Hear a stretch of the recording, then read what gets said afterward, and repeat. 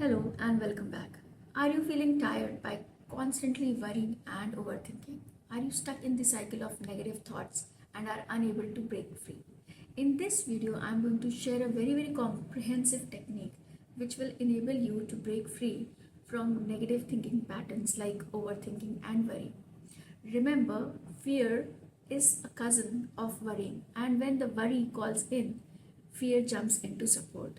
So, we need to break free from this negative thought pattern. I also want to bring this to your notice that worrying is linked with future. We worry about things which are going to happen in future. So with these insights, let's dive into this technique, and by the end of this video, you will have the tools to free your mind from worrying and overthinking, reduce anxiety, and to live a more balanced life in the present moment. And if you're liking these videos, do like and subscribe the channel and share it with others. So let's dive into the technique. So this exercise is best done with a notebook and a pen. And as you move through this video, you can pause this video and do the exercise with me. Before we start this technique, I want you to rate two things. First, you need to rate your anxiety from 0 to 100. Give a number which comes to your mind very quickly. Do not overthink it. From 0 to 100, what is the level of your anxiety around your worry? And the next thing is rate the probability that worrying about will happen. From 0 to 100, rate that too.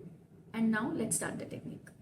So the first step is clearly define your worry, clearly state your worry, and then ask then what statements until you can reach to a conclusion, the end point of your. So here is the example of clearly stating your worry. I am worried I will fail my exam. Now you need to use and then what statements. Example again, if I fail my exam, then I might not pass the course. And then what? If I don't pass the course, I might have to retake it next semester. And then what? If I retake it next semester, it will delay my graduation. And then what? If my graduation is delayed, I might start my career later than planned. And then what? My whole year gets wasted. And then what? If I start my career later, I'll have more time to study and prepare thoroughly next time. So there will be some ending conclusion to your worry. Maybe the worst come worst scenario. But think about it and face it. The root problem of overthinking and worrying is that when the mind starts worrying or overthinking, we tend to suppress it. We tend to say, do not think about it, do not think about it. And the more you tell your mind to not think about something, the more it will. So now let's reach to the final outcome. If I prepare thoroughly, I'll likely pass the course next time and start my career with a stronger foundation. Do you recognize that by asking and then what questions to face your worries, you are still feeling anxious, but this time you are more aware. You can dive deep into your worry and come with possible outcomes that are more manageable and addressable. This method puts worries into perspective and reduces the tendency to catastrophize the situations. It enables you to stop scaring yourself. So now, once you have completed step 1, the and then what technique, you need to start with step 2, which is what can I do technique. Here, you need to ask what can I do to each of the scenarios that you have listed above from the and then what technique. So from example, the initial worry was, I am worried I'll fail my exam. So you need to ask, what can I do to improve my chances of passing? And then you can break it down into practical actions when you ask, what can I do? So here are some of the practical actions. Create a study schedule to cover all topics. Join a study group for collaborative learning. Seek help from a tutor or professor for difficult topics.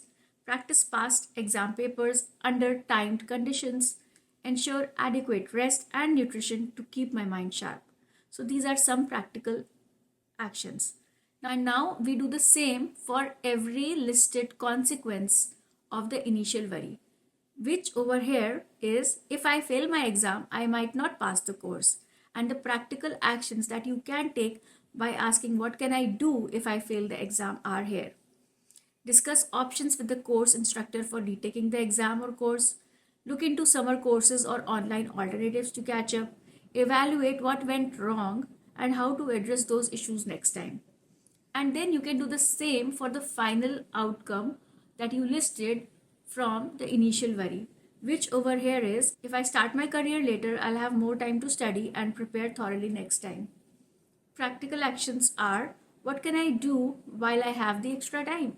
Gain relevant experience through internships or volunteer work, take additional courses or certifications to strengthen my resume, focus on personal development and building a strong professional network. So, here are these practical actions. Now, all you need to do is you need to break these practical actions down and plan them and start taking action on them. Next step is to transform the negative what ifs to the positive what ifs. In this case, what if I fail my exam can be transformed to what if I pass the exam? What if I pass my exam with flying colors? You need to start thinking, asking a positive what if question that will enable you to imagine a positive outcome and will connect you to taking action in the present moment with the practical actions that you have just identified. Now you need to put these practical actions into a plan and put it into your calendar so you can start taking action on these practical steps. You can start putting these practical steps into a timeline and into your calendar in time blocks so you are completing them. And now we will move on to the next step, which is visualization. Every time you start doing your practical step, visualize as if you have completed the entire step.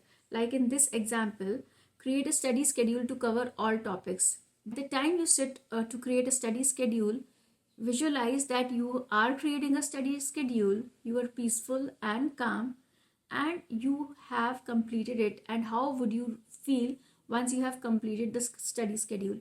And then start doing this. It will just take you 2 to 3 minutes to just visualize this one practical action step, and it will enable you to be more peaceful. Another fact about visualization is that when you start visualizing, it activates your RAS system, which is reticular activation system, and then your subconscious mind becomes programmed and rewired to act according to your visualization, and it will start giving you ideas and support so you can do the task more smoothly. If you visualize taking the practical steps with more peace and calm, then you will also rewire your brain to feel more peaceful and calm while you are doing this activity. I encourage you to try this tip that I am giving you right now, that whenever you are sitting to complete your practical action steps, just visualize that. Like for example, while I record my videos, before I switch the camera on and start talking, I visualize myself recording, and I also add a component of feeling peace, calm, and natural uh, while I'm doing the whole process. And then I also add the feeling to my visualization as to what I would feel after I have completed the whole process. So you can also add visualization to your daily tasks before you start doing them. So now let's move on to the last step, which is adding breathing exercises, meditation, and mindfulness, which can train your mind to be more in the present moment. Because earlier, as I said, that worrying is about something which is related to the future. So we need to practice mindfulness, meditation, and breathing exercises. So I'll be making more videos on breathing exercises, meditation, and mindfulness. But here I'll just quickly tell you how you can integrate them right now. For breathing exercises, you can try box breathing, which is, breathing in for 4 minutes, holding for 4 minutes, exhaling for 4 minutes, and you can do it after every hour while you're on your tasks. You can take a break of 5 minutes and do box breathing technique. Living in the present moment means you're more mindful of the present moment. So let's say you are more mindful of the tasks that you are doing, or let's say you are cooking or you're going for a walk, you're more mindful of the present moment. You are observing your environment, you're hearing the noises and the sounds around you, you are more in your body. And the next is meditation. You can even take a 5 minutes break while you're doing your studies and sit for a guided meditation. So this will enable to train your mind to live more in the present moment, be more peaceful and calm. So by following this comprehensive strategy, you can manage overthinking and worrying, and you can also train your mind to navigate through overthinking and worry and to finally become more peaceful and calm, be in the present moment, and focus on taking practical action steps. I would really love to know if this technique has helped you. So do drop some comments to let me know if it has worked for you. Also, let me know a few topics that I can help you with. See you in my next one. Bye bye.